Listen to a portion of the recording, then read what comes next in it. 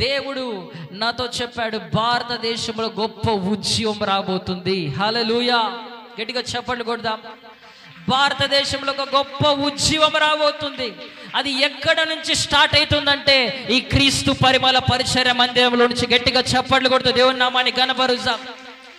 Holi spirit of God, ఈ మందిరములో నుంచే భారతదేశానికి ఉద్యమాన్ని దేవుడు తీసుకొని వెళ్ళబోతాడన్నాడు.